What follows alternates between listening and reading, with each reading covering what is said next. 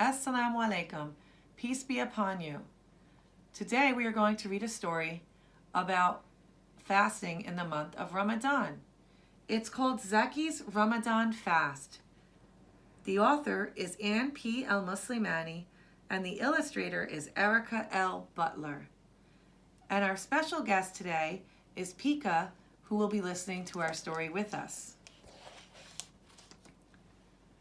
Zaki sat upright in bed and looked out the window. Light was streaming into the room. "Oh no," he said aloud. "I didn't wake up in time to eat, and now it is too late." "Mama, Mama," he called as he bounded down the stairs. "You forgot to wake me up. You forgot I was going to fast today."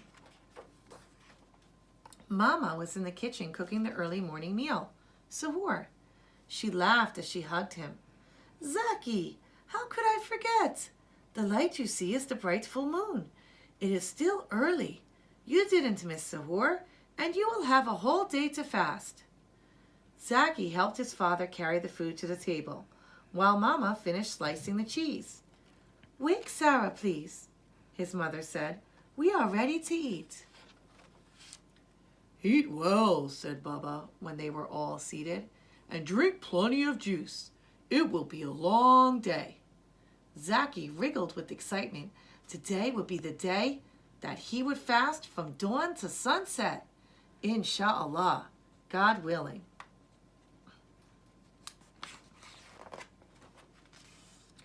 After eating, Baba read the Quran until it was time for the dawn prayer. Baba read the Arabic and Mama told them the story in English. The story of the Prophet Zakaria and his young niece Miriam, who had been placed in his care. Zaki smiled because he guessed that the story of the Prophet with his own name had been chosen especially for him to hear on this, the day of his first real fast. As the sky grew lighter, Zaki climbed back into his bed. But by the time he finally fell back to sleep, the sun had risen. The day and his fast had begun. When Zaki got out of bed for the second time that Ramadan day, the sun was high overhead. Sarah was in the kitchen, washing the dishes left from Mama's baking. The smell of muffins lingered in the kitchen and made his tummy rumble. "Let's go play," he said, pulling Sarah towards the door.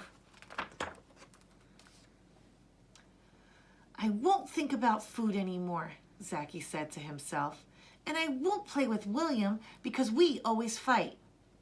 Zaki was not going to risk ruining his fast by getting angry with anyone. When Sarah called him a baby for wanting her to push him in the swing, he answered, "I'm fasting." After that, Sarah pushed him for 10 whole minutes without stopping. The minutes went by slowly, but time always passes. "The day is half over," announced Sarah.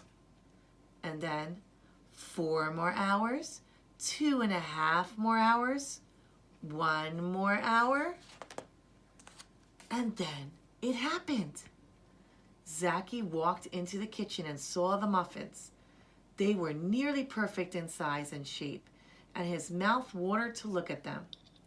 Without thinking, he picked one up and popped a piece into his mouth.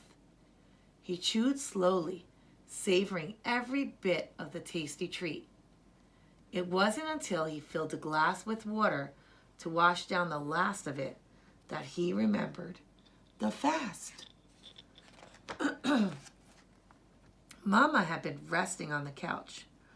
"Oh, Mama," Zaki cried out when he saw her. "I ate one of the muffins. They looked so good and I completely forgot that I was fasting." He looked at the crumbs on his fingers and tears began to stream down his cheeks. "I was going to fast all day and now look what I've done." "I hope it tasted good," said Mama, "and I hope you enjoyed it, because Allah made you forget. When a fasting person eats because he forgets that he is fasting, it is a gift from Allah. Thank him for his gift.